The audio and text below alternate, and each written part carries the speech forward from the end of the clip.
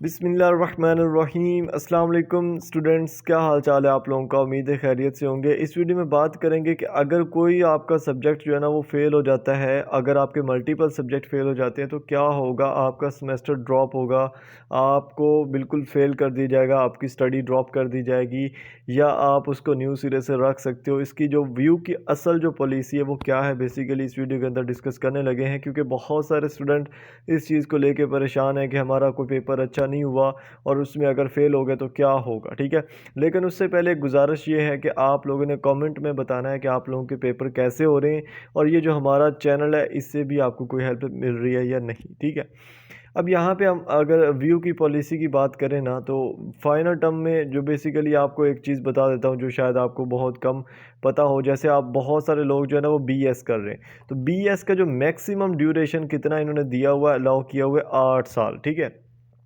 इसका मतलब ये है कि आपको ये ड्रॉप नहीं करते। जैसे बहुत सारी यूनिवर्सिटीज़ में ऐसा होता है कि चाहे आपका 5वां सेमेस्टर हो, चाहे आपका 6ठा सेमेस्टर हो, अगर आप उनकी पॉलिसी के अकॉर्डिंग फ़ेल हो रहे हो, आपको वो ड्रॉप कर देते हैं। आपको दोबारा से जो है ना वो फर्स्ट सेमेस्टर से स्टार्ट करना पड़ता है। लेकिन वर्चुअल यूनिवर्सिटी के अंदर ऐसा नहीं है। यहाँ पे आपको बीएस अगर आप कर रहे हो तो आप 8 साल में कर सकते हो। हालांकि होता तो 4 साल का है, लेकिन आप क्या कर सकते हो, 8 साल में कर सकते हो। अब इसका प्रोसेस ये होगा, अगर आपका कोई भी सब्जेक्ट अल्लाह ना करे उसमें एफ़ ग्रेड आता है, मतलब कि वो फेल हो जाता है, तो क्या होगा कि जो नेक्स्ट सेमेस्टर हमारा अप्रैल में स्टार्ट होगा, नेक्स्ट सेमेस्टर, उसमें जब आपको कोर्स सिलेक्शन आएगी, उस कोर्स सिलेक्शन के अंदर आप उसको सिलेक्ट कर सकते हो। ठीक है, उसके अलावा आप उसको उससे नेक्स्ट सेमेस्टर में भी सिलेक्ट कर सकते हो। ऐसा कोई इशू नहीं होगा, चाहे आपका एक सब्जेक्ट फेल हो, चाहे 2 हो, चाहे 3 हो।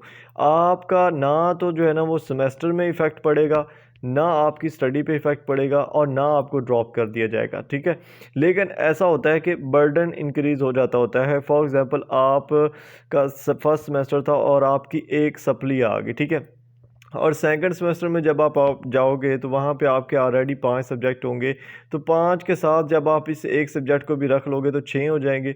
इस तरह से क्या होगा कि एक सेमेस्टर में आपका बर्डन इंक्रीज़ हो जाएगा। फेल होने से मतलब कि वो सब्जेक्ट आप अगेन रिपीट कर सकोगे, एज सच कोई इशू नहीं होता। ठीक है, तो ये था आपका वो डाउट जिसको लेके बहुत ज़्यादा स्टूडेंट जो है ना वो परेशान होते हैं।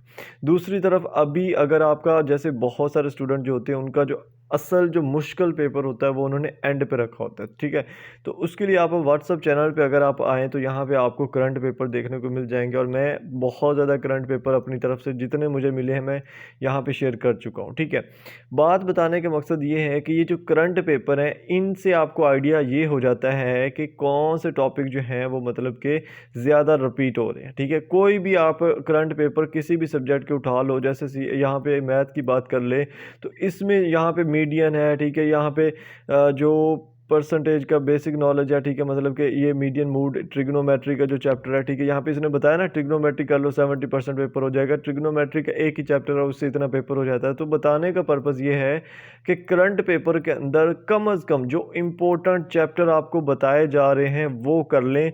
आपका जितना भी मुश्किल सब्जेक्ट रहता है वो पास हो जाएगा। ठीक है, आपको ये मैं गारंटी से कह रहा हूँ कि अगर आप थोड़ी सी एफर्ट कर लो इन लास्ट डेज में, तब भी वो आपका पास हो जाना है, आपको टेंशन नहीं होनी। ठीक है, इसके अंदर एक और चीज़ भी है।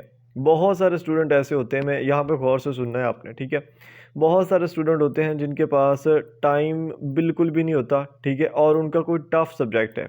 ठीक है, और ना उनके पास टाइम है, ना उनकी जो है वो तैयारी है, और उनका पेपर है आज मॉर्निंग में। उनको माइंड में आया कि यार सुबह पेपर है, मतलब कि रात, जैसे अभी हम वीडियो बना रहे हैं तो सुबह पेपर है, तो यार पेपर की तैयारी भी नहीं है, क्या करें। तो इस सिचुएशन में आपके पास ऑप्शन है रीशेड्यूल का। ठीक है, अब जो रीशेड्यूल बेसिकली है, ये क्या होता है, ये होता है कि आपके जब सारे पेपर ख़त्म हो जाते हैं उसके बाद वर्चुअल यूनिवर्सिटी वाले रीशेड्यूल पेपर का एक चांस देते हैं इसी सेमेस्टर के अंदर। जैसे अभी जो रीशेड्यूल होने वाला है पेपर, वो तकरीबन जाके ना 17 या मतलब कि 18 जो है तकरीबन डेट जो है ना फरवरी की, इसमें जाके संडे को होगा, और इसकी 2000 रुपये फ़ीस होती है एक सब्जेक्ट की। ठीक है, और आप मल्टीपल सब्जेक्ट भी रीशेड्यूल करवा सकते हो। ये जो तरीका है कि अगर आपकी किसी भी सब्जेक्ट की बिल्कुल ज़ीरो तैयारी है और आप पेपर दोगे तो डेफिनेटली फ़ेल होगे, तो उस केस में आप क्या कर सकते हो, पेपर को रीशेड्यूल करवा सकते हो। 2000 पे हो जाएगा, इसी सेमेस्टर में आपका वो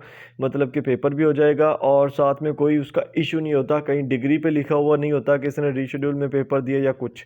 फ़ायदा ये होता है कि आपको पूरा जो है ना वो एक एक्स्ट्रा वीक मिल जाता है। फॉर एग्ज़ाम्पल अगर बहुत सारे कैंपस में 12 को पेपर ख़त्म हो रहे हैं ना 12 फ़रवरी को, तो अगर आपका 18 या 17 फ़रवरी को, क्योंकि 1 वीक के बाद ही तकरीबन जो है ना वो रीशेड्यूल का पेपर होता है, तो पूरा जो है ना वो वीक आपको मिल जाएगा उस सब्जेक्ट की तैयारी करने के लिए, ठीक है? तो आप उस सब्जेक्ट को क्या कर सकते हो, ईज़िली पास कर सकते हो, ठीक है? उसके अलावा जो सब्जेक्ट्स के करंट पेपर यहाँ पे मैंने शेयर किए हैं, इनको अगर आप देख के सिर्फ करंट पेपर से आइडिया ले लोगे कि यार इस तरह से तैयारी होनी, डेफिनेटली आपकी तैयारी अच्छी हो जाएगी, ठीक है? बाकी आपने अगर अभी तक चैनल को सब्सक्राइब नहीं किया तो लाज़मी कर दें। And thank you so much, आप लोगों की वजह की से जो है ना हमारे चैनल पे 30,000 सब्सक्राइबर हुए हैं, इसके लिए मैं आप लोगों का बड़ा शुक्रगुज़ार हूँ। And thank you so much for this. उसके अलावा व्हाट्सएप चैनल ज्वाइन कर सकते हैं, लिंक फर्स्ट कमेंट में है। एंड मिलते हैं नेक्स्ट वीडियोज़ के अंदर। अपना ख्याल रखिएगा और अपने प्यारों का भी। जज़ाकल्लाह खैर। अल्लाह हाफ़िज़।